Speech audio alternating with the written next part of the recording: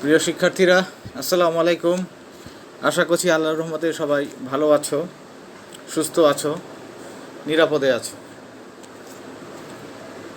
ঈদ পরবর্তী আজ তোমাদের সাথে আমার দ্বিতীয় ক্লাস।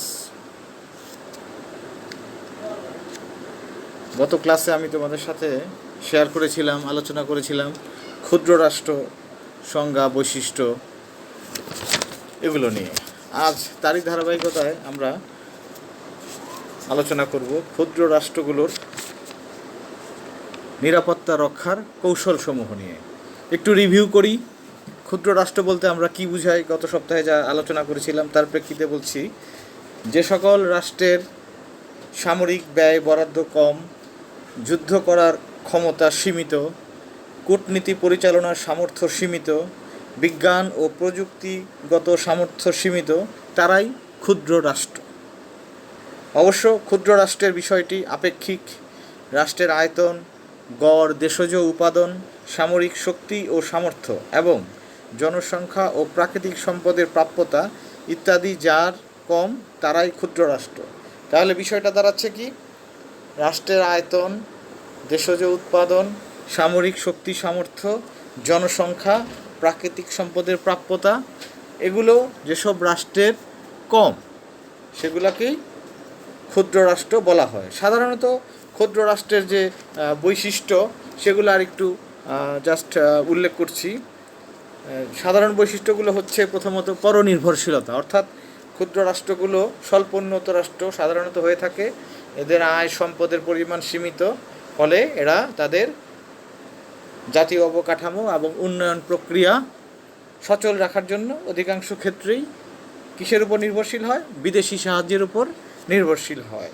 দ্বিতীয়ত বৈশিষ্ট্য হচ্ছে অনুন্নত অর্থনীতি। যেহেতু এই সব দেশের অর্থনীতি মূলত কৃষি নির্ভর এবং এক পণ্য উৎপাদন, দেখা যায় যে একাধিক পণ্য হয় না, একাধিক পণ্য পর্যাপ্ত আকারে উৎপন্ন হয় না, উৎপাদিত হয় না, সেগুলোই অনুন্নত অর্থনীতির আওতায় পড়ে এবং ক্ষুদ্র রাষ্ট্রগুলো সাধারণত অনুন্নত অর্থনীতি থাকে।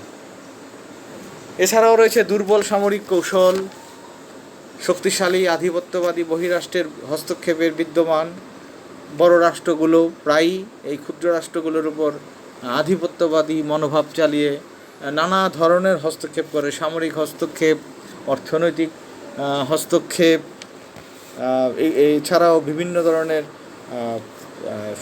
সুযোগ সুবিধা তারা যে প্রদান করে ক্ষুদ্র রাষ্ট্রগুলোকে, সেগুলোর ক্ষেত্রেও তারা নানা ধরনের শর্ত দিয়ে তাদের স্বার্থ হাসিলের চেষ্টা করে, ফলে সেটা ক্ষুদ্র রাষ্ট্রের জন্য বিব্রতকর হয়। ক্ষুদ্র রাষ্ট্রের যুদ্ধ করার ক্ষমতাও সীমিত, যেহেতু তার অত্যাধুনিক অস্ত্রশস্ত্র থাকে না, প্রতিরক্ষা ব্যবস্থা সীমিত, যে পরিমাণ অর্থ ব্যয়ের প্রয়োজন সেটি তার থাকে না, ফলে এই ক্ষুদ্র রাষ্ট্রগুলো সাধারণত যুদ্ধ এড়িয়ে চলার জন্য চেষ্টা করে। তো এর পাশাপাশি আমরা একটু এখন গত ক্লাসের আলোকে দেখি যে ক্ষুদ্র রাষ্ট্রের নিরাপত্তাজনিত চ্যালেঞ্জগুলো কি কি কারণে ক্ষুদ্র রাষ্ট্রের নিরাপত্তা চ্যালেঞ্জের সম্মুখীন, হুমকির সম্মুখীন, সেটিও পড়েছিলাম। একটু রিভিউ করছি। 3 ধরনের নিরাপত্তাজনিত চ্যালেঞ্জের কথা আমরা গত ক্লাসে আলাপ করেছিলাম। একটি হচ্ছে অভ্যন্তরীণ চ্যালেঞ্জ, ইন্টারনাল চ্যালেঞ্জ, আর একটি হচ্ছে বহির চ্যালেঞ্জ, এক্সটার্নাল চ্যালেঞ্জ, এবং সর্বশেষ হচ্ছে বৈশ্বিক চ্যালেঞ্জ বা গ্লোবাল চ্যালেঞ্জ। তো অভ্যন্তরীণ চ্যালেঞ্জের মধ্যে দেশের ভিতর যে কতগুলো অনুঘটক ক্রিস্টাল আছে, যেসব কারণে, যেসব ঘটনার কারণে, যেসব বৈশিষ্ট্যের কারণে একটি দেশে নিরাপত্তার ক্ষেত্রে চ্যালেঞ্জ সৃষ্টি করতে পারে, এই বিষয়গুলো তার নিজ রাষ্ট্রের অভ্যন্তরীণ কতগুলো ফ্যাক্টর। সেগুলা কি? দুর্বল অর্থনৈতিক কাঠামো, অসুস্থ রাজনৈতিক প্রতিযোগিতা, রাজনীতিতে সামরিক বাহিনীর হস্তক্ষেপ ও প্রভাব, পরিবেশগত চ্যালেঞ্জ, দারিদ্র্য, এগুলো হচ্ছে অভ্যন্তরীণ চ্যালেঞ্জ। আর বহির চ্যালেঞ্জ বা এক্সটার্নাল চ্যালেঞ্জ মানে কি? যে রাষ্ট্রটি, ক্ষুদ্র রাষ্ট্রটি নিজ রাষ্ট্রের বাইরে অন্যান্য রাষ্ট্র থেকে যে ধরনের সমস্যা বা হুমকির কারণে তার নিরাপত্তাকে চ্যালেঞ্জ হিসাবে গণ্য করে, সেগুলাই হচ্ছে এক্সটার্নাল চ্যালেঞ্জ বা বহির চ্যালেঞ্জ। তো এক্সটার্নাল চ্যালেঞ্জের উল্লেখযোগ্য কয়েকটি হচ্ছে সার্বভৌমত্বের উপর হুমকি। এটি যে কোনো রাষ্ট্রের জন্যই সবচেয়ে বড় চ্যালেঞ্জ, যে তার দেশের যে সার্বভৌমত্ব কী? সার্বভৌমত্ব হচ্ছে রাষ্ট্রের মূল বৈশিষ্ট্য। সার্বভৌমত্ব না থাকলে কখনোই একটি রাষ্ট্রের পূর্ণাঙ্গতা প্রকাশ পায় না। আমরা জানি যে রাষ্ট্রের 4টা উপাদান: নির্দিষ্ট ভূখণ্ড, জনগণ, সরকার। এই 3টি যদি থাকে তবু সেটাকে আমরা কি বলি না? রাষ্ট্র বলি না। রাষ্ট্র তখনই বলি যখন এই 3টি উপাদানের সাথে সভারেন্টি বা সার্বভৌমত্ব যোগ হয়। তো সেই সার্বভৌমত্ব যদি হুমকির মুখে পড়ে, তাহলে একটি রাষ্ট্রের জন্য অবশ্যই নিরাপত্তা মারাত্মক আকারে বিঘ্নিত হয় এবং এটিকে রাষ্ট্রের নিরাপত্তার জন্য প্রধান চ্যালেঞ্জ হিসাবে গণ্য করা হয়ে থাকে। তো এই হুমকিটা কিভাবে আসতে পারে? প্রতিবেশী রাষ্ট্রগুলোর সাথে যদি সীমান্ত বিরোধ থাকে, সীমান্ত সন্ত্রাস থাকে, অভ্যন্তরীণ বিষয়ে অন্য কোনো রাষ্ট্রের অযাচিত, অনাকাঙ্ক্ষিত, অবাঞ্ছিত হস্তক্ষেপ থাকে, তাহলে সেগুলোকে জন্য কি হয়? সেই ক্ষুদ্র রাষ্ট্রটি নিরাপত্তাহীনতায় ভোগে এবং তার রাষ্ট্রটি ইনসিকিউর ফিল করে, এবং এটি হচ্ছে বহির চ্যালেঞ্জের প্রধান বৈশিষ্ট্য, অর্থাৎ সার্বভৌমত্বের উপর হুমকি। এছাড়াও রয়েছে আরও কয়েকটি বৈশিষ্ট্য বহির চ্যালেঞ্জের, যে আঞ্চলিক পরাশক্তির অস্ত্রসজ্জা, যে প্রতিবেশী দেশগুলো বা অঞ্চল ভিত্তিক যে রাষ্ট্রগুলো, সেগুলোর যদি অস্ত্রসজ্জা খুব বেশি হয়, তাদের অত্যাধুনিক অস্ত্র থাকে, তাহলে সেটি ক্ষুদ্র রাষ্ট্রের জন্য কিছুটা হলেও হুমকির সম্মুখীন। এবার আসি আমরা তৃতীয় বৈশিষ্ট্যের, সেটা হচ্ছে গ্লোবাল চ্যালেঞ্জেস বা বৈশ্বিক চ্যালেঞ্জের মনে আছে নিশ্চয়ই তোমাদের, আমি 4টি পয়েন্টের কথা বলেছিলাম। প্রথমত, মানব অস্তিত্ব নিরাপত্তা রক্ষায় একটি বড় চ্যালেঞ্জ হচ্ছে নানা ধরনের নতুন রোগ, মহামারী। যেমন ধরো, এখন আমরা সমগ্র বিশ্ব একযোগে মোকাবেলা করছি এ যাবৎকালের সবচেয়ে ভয়ঙ্কর যে ভাইরাস, মহামারী, করোনা ভাইরাস নিয়ে।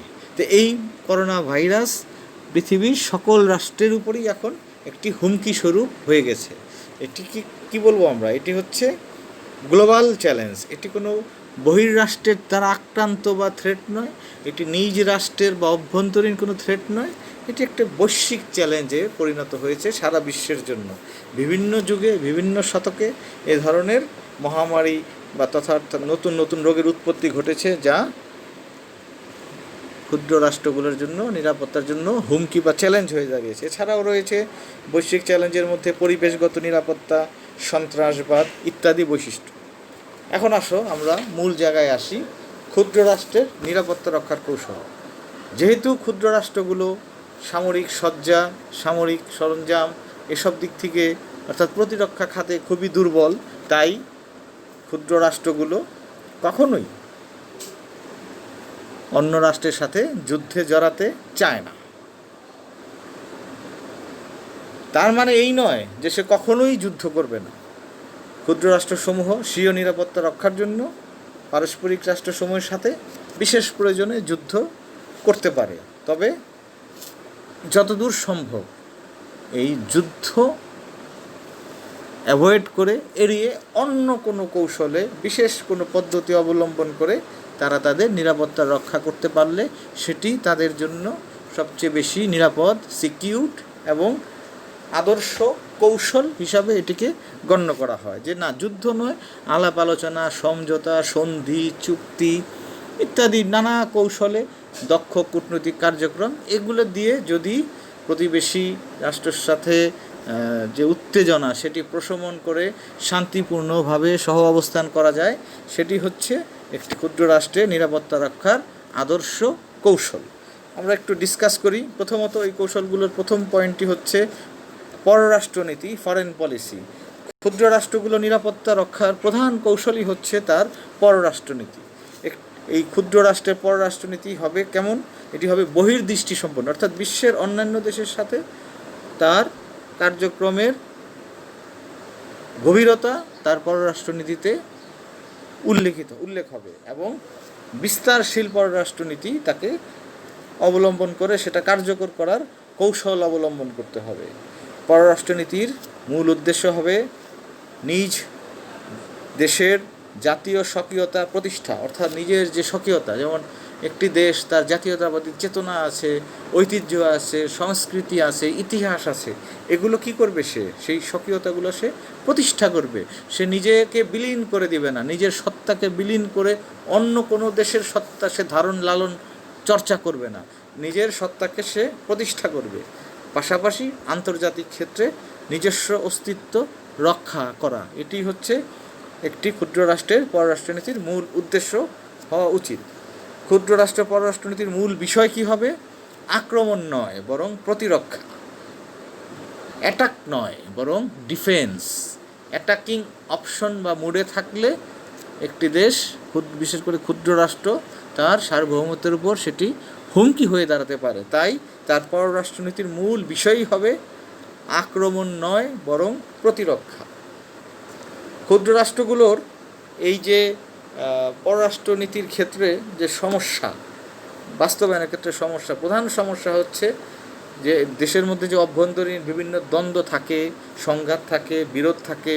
আন্তর্জাতিক রাজনীতিতেও প্রতিবেশী রাষ্ট্র, আঞ্চলিক রাষ্ট্রসমূহের সাথে দ্বন্দ্ব, সংঘাত, বিরোধ, এগুলো যত সুকৌশলে মীমাংসা করা যায় বা স্থগিত করা যায়, এটি তার হওয়া উচিত লক্ষ্য। আর ক্ষুদ্র রাষ্ট্রের দ্বিতীয় যে সমস্যা, সেটি হচ্ছে দ্বন্দ্ব সংঘাত, বিরোধ ছড়িয়ে পড়লে সে কী করবে? তার প্রধান কাজ হচ্ছে বৃহৎ শক্তিকে স্যাটিসফাইড করবে বা শান্ত করবে। যেহেতু কনফ্লিক্টে জড়িয়ে পড়লাম আমি, ধরো আমাদের এই দেশ প্রতিবেশী রাষ্ট্রের সাথে, এখন প্রতিবেশী রাষ্ট্রটি হয়তো বা বৃহৎ এবং তার সাথে পরাশক্তির সম্পর্ক রয়েছে। এখন সেই পরাশক্তি আবার আমার উপর ক্ষুব্ধ হতে পারে যে তুমি কেন তোমার প্রতিবেশী যে আমার বন্ধু রাষ্ট্র, তার সাথে কেন তুমি এই দ্বন্দ্ব সংঘাতে জড়িয়ে পড়লে? সুতরাং বিশেষ কারণে যদি প্রতিবেশী রাষ্ট্রের সাথে দ্বন্দ্ব বা সংঘাতে জড়িয়েও পড়তে হয়, সেক্ষেত্রে ক্ষুদ্র রাষ্ট্রের কৌশল হতে হবে সেই প্রতিবেশী রাষ্ট্রের যে বন্ধু, বৃহৎ শক্তি, তাকে ম্যানেজ করা, তাকে সন্তুষ্ট করা, তাকে সন্তোষজনকভাবে তার সাথে সুসম্পর্ক বজায় রাখা। এটি করতে পারলেই ক্ষুদ্র রাষ্ট্রের নিরাপত্তা সংক্রান্ত যে পররাষ্ট্রনীতি, আত্মরক্ষা নীতি, সেটি সফলভাবে প্রয়োগ করা সম্ভব হবে। দ্বিতীয় বৈশিষ্ট্য বা দ্বিতীয় কৌশল হচ্ছে দক্ষ কূটনীতি। কূটনীতি কি? কূটনীতি হচ্ছে বিশ্বের অন্যান্য রাষ্ট্রের সাথে একটি রাষ্ট্রের যে পারস্পরিক কার্যক্রম পরিচালনা বাস্তবায়ন করার জন্য যে সকল কর্মকর্তা কাজ করে থাকেন তাদের বলা হয় কূটনীতিক। এখন এই কূটনৈতিক কার্যক্রমে দক্ষ ব্যক্তি, এফিশিয়েন্ট ব্যক্তিদের, ডিপ্লোম্যাটদের নিয়োগ দিতে হবে। যদি একটি দেশের দক্ষ কূটনৈতিক অবস্থা বজায় থাকে, তাহলে সেটি ক্ষুদ্র রাষ্ট্রই হোক, বৃহৎ রাষ্ট্রই হোক, তার নিরাপত্তা যথাযথভাবে হেফাজত করতে পারবে। দক্ষ কূটনীতি পররাষ্ট্রনীতির মূল উপাদান হিসেবে বিবেচিত। আমরা এর আগে যখন পররাষ্ট্রনীতির মূল উপাদানগুলো আলোচনা করেছিলাম, সেখানে একটা বৈশিষ্ট্য ছিল, উপাদান ছিল, নির্ণায়ক ছিল দক্ষ কূটনীতি। ক্ষুদ্র রাষ্ট্রগুলোর কূটনীতির একটি বড় অংশ পরিচালিত হয় রাষ্ট্রগুলোর জাতীয়তাবাদী নেতৃত্ব কর্তৃক। এই জাতীয়তাবাদী নেতৃত্ব হচ্ছে, এই ক্ষুদ্র রাষ্ট্রগুলোতে দেখা যায় ওয়ান ম্যান শো। একজন ক্যারিশমেটিক লিডার থাকেন, একজন জাতীয় নেতা থাকেন। যেমন ধরো আমাদের বাংলাদেশ স্বাধীনতা লাভের পর জাতির পিতা বঙ্গবন্ধু শেখ মুজিবুর রহমান ছিলেন সম্মানী নেতা। তিনি শুধু একজন ব্যক্তি ছিলেন না, তিনি ছিলেন একটি প্রতিষ্ঠান, তিনি ছিলেন আইডেন্টিটি অফ এ নেশন। তো তিনি যেভাবে কথা বলতেন, সেটা জাতীয় পর্যায়ে হোক, আন্তর্জাতিক পর্যায়ে হোক, তার অনেক গুরুত্ব ছিল। ওনার বক্তব্যকে বিশ্বের প্রতিটি রাষ্ট্রই যথাযথ গুরুত্বের সাথে গ্রহণ করতেন। কয়েকটা উদাহরণ বলি। যখন আমাদের সদ্য স্বাধীন বাংলাদেশে বঙ্গবন্ধু শেখ মুজিবুর রহমান ফিরে আসেন 1972 সালের 10ই জানুয়ারি, ফিরে আসার আগে উনি, যেহেতু পাকিস্তানের সাথে আমাদের তখন সরাসরি বিমান যোগাযোগ ছিল না, উনি লন্ডন যান পাকিস্তান থেকে একটি বিমানে। ইভেন ভারতের সাথে পাকিস্তানেরও যোগাযোগ ব্যবস্থা ছিল না। ফলে পাকিস্তান কারাগার থেকে মুক্তি পেয়ে উনি যান লন্ডন থেকে তিনি আসেন কলিকাতা। তো সেখানে ইন্দিরা গান্ধী তৎকালীন ভারতের প্রধানমন্ত্রী, তার সাথে বৈঠকে তিনি সরাসরি বলেছিলেন, আমার দেশ থেকে ভারতীয় সেনাবাহিনী কবে প্রত্যাহার করবেন। জবাবে ইন্দিরা গান্ধী বলেছিলেন, যত দ্রুত সম্ভব প্রত্যাহার করবে। এই যে বঙ্গবন্ধুর প্রশ্ন বা আহ্বান বা অনুরোধ, এটি এরকমই ভাব গম্ভীর্যের সাথে ছিল, যা ইন্দিরা গান্ধী প্রত্যাখ্যান করতে পারেনি। সেই সময় একটি প্রপাগান্ডা বা অপপ্রচার ছিল পাকিস্তানের, যে আমাদেরকে তো আত্মসমর্পণ করতে বাধ্য করেছে ভারতীয় সেনাবাহিনী, কিন্তু এই ভারতীয় সেনাবাহিনী তো বাংলাদেশ ছেড়ে যাবে না, ফলে বাংলাদেশ কী হবে, ভারতের একটা কলোনি বা নব্য উপনিবেশে পরিণত হবে। কিন্তু বঙ্গবন্ধুর এই ঘোষণা, এই অনুরোধ ভারতের প্রধানমন্ত্রী ইন্দিরা গান্ধী খুব দ্রুত রক্ষা করলে সকল প্রপাগান্ডা দূর হয়ে যায়, অপপ্রচার দূর হয়ে যায়, যে বাংলাদেশ কোনো রাষ্ট্রের কলোনি নয়, কোনো রাষ্ট্রের উপনিবেশ নয়, বরং এটি একটি সদ্য স্বাধীন সার্বভৌম রাষ্ট্র। তো এই যে বিষয়টি, এটি সম্ভব হয়েছিল বঙ্গবন্ধুর দক্ষ কূটনৈতিক কার্যক্রমের মাধ্যমে। এরপরেও বঙ্গবন্ধু জাতিসংঘে সদস্যপদ লাভ করেন বাংলাদেশ 1974 সালে। তার পূর্বেই 1972 সালের নভেম্বর মাসেই তিনি জাতিসংঘের মহাসচিবকে চিঠি পাঠান। চিঠিতে জানান যে বাংলাদেশে অনেক অবকাঠামোগত সমস্যা রয়েছে, সেগুলো উন্নয়নমূলক কার্যক্রম প্রয়োজন। তার জন্য তিনি জাতিসংঘের সাহায্যের জন্য আবেদন করেন। বাংলাদেশের প্রায় 70 লক্ষেরও বেশি লোক ভারতে শরণার্থী হিসাবে ছিল, তাদেরকে দেশে ফেরত পাঠালে মাত্র 6 সপ্তাহের মধ্যে তাদের দেশে ফেরত পাঠানো হয়। সেই জনগণকে, সেই জনগোষ্ঠীকে ত্রাণ, পুনর্বাসন এবং চিকিৎসার ব্যবস্থা করে জাতিসংঘ বঙ্গবন্ধুর আহ্বানে। পাশাপাশি পাকিস্তানে যে সকল নিরপরাধ বাঙালি তখন আটক ছিল, গ্রেফতার ছিল, অন্তরীণ ছিল, তাদের মুক্তির ব্যবস্থা, তাদের দেশে ফেরার ব্যবস্থা, তাদের সুচিকিৎসার ব্যবস্থা, এগুলো জাতিসংঘের মাধ্যমে জাতির পিতা সম্পন্ন করতে সক্ষম হন তার দক্ষ কূটনৈতিক প্রজ্ঞা এবং কার্যক্রমের মাধ্যমে। আরও একটি ঘটনা বলি বঙ্গবন্ধু, সেটি হচ্ছে 1974 সালে পাকিস্তানের লাহোরে মুসলিম যে একটা রাষ্ট্রগুলোর যে একটা অর্গানাইজেশন রয়েছে ওআইসি, সেই ওআইসির সম্মেলনে বঙ্গবন্ধুকে অংশগ্রহণের জন্য আমন্ত্রণ জানানো হয়। তো যেহেতু পাকিস্তান বাংলাদেশের চরম শত্রু রাষ্ট্র এবং পাকিস্তানের সাথে বাংলাদেশে কোনো প্রকার কূটনৈতিক সম্পর্ক ছিল না, পাকিস্তান বাংলাদেশকে স্বীকৃতিও প্রদান করেনি, তাই বঙ্গবন্ধুর মন্ত্রিসভা এবং অন্যান্য উপদেষ্টারা বঙ্গবন্ধুকে বলেন যে এই পাকিস্তানে ওআইসি সম্মেলনে আপনার যোগদান বা অংশগ্রহণ করা ঠিক হবে না। তারপরও বঙ্গবন্ধু নিজ বিবেচনায়, নিজ দক্ষতায়, নিজ কূটনৈতিক প্রজ্ঞায় সিদ্ধান্ত নিলেন, ঘোষণা করলেন তিনি এই ওআইসি সামিটে যোগদান করবেন, অংশগ্রহণ করবেন। এখন বলটা চলে গেল পাকিস্তানের কোর্টে, যে বঙ্গবন্ধু বাংলাদেশের সরকার প্রধান, তিনি পাকিস্তানে আসতেছেন ওআইসি সামিটে আমন্ত্রণকারী রাষ্ট্রনায়ক হিসাবে অংশগ্রহণ করার জন্য। এখন যে রাষ্ট্রকে আমরা স্বীকৃতি দেই নাই, সমর্থন দেই নাই, সেই রাষ্ট্রপ্রধান, সরকার প্রধান কিভাবে আমাদের দেশে আসবে? ফলে পাকিস্তান বাধ্য হয় বাংলাদেশকে স্বীকৃতি দিতে, এবং বঙ্গবন্ধু পাকিস্তান কর্তৃক স্বীকৃতি লাভ করে, স্বীকৃতিপ্রাপ্ত হয়ে পাকিস্তানে যান ওআইসি সম্মেলনে যোগ দিতে। এগুলো বঙ্গবন্ধুর বিশাল প্রজ্ঞার ব্যাপার, বঙ্গবন্ধুর বিশাল দক্ষ কূটনৈতিক কার্যক্রমের ব্যাপার। এরকম জাতীয়তাবাদী নেতা যারা বিশ্বের বিভিন্ন দেশে রয়েছেন, তাদের দ্বারাই এটি সম্ভব।